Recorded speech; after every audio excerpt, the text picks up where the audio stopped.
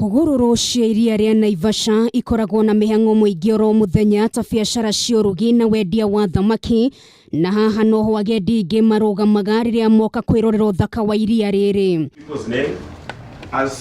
No kiria andu aingi matamenyaga ni ati hugururu ici toire gucaneirio gatagati ga ategi a thamaki, ene mikawa nene migunda ya mahua, kuna hatikoragwo na muhaka wa kuonania haria mundu atafatie gukira. We must make sure that some of these simple issues regarding survey, regarding access are addressed so that we can have confidence in them. There were 17 alleged, and I want to emphasize the word alleged, accesses.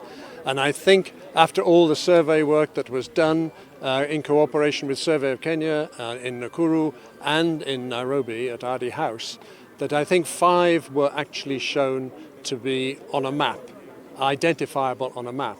And the others were for whatever reason, thought to be accesses, but with no clear documentation. Aigithia ya riu ni moretie thirikari gutigira ni yaheana mafu ya kuonania mihaka ta ino, kuna kuri na andu makoretwo magikira kuria gutari kwao na kurehe ndugamano hiu gatagati kao muhiano ategi a thamaki gutega haria haigitwo hari ha mikawa. The way forward is that the sub-county with the county are going to produce a plan of the lake which will show all the lakeside plots like any title deed, and it will also show the alleged routes of public access. Ningi ni mashakaete gwikururia kwa mihango ya kurehe mafu ici makiuga mihango eno yaruguritio hindi ya wathani wa gavana wa mbere wa kaunti no ya Nakuru Kinuthia Bogwa, no nginyagio muthi gutire umithio wothe mari magia. Department of Land is going to do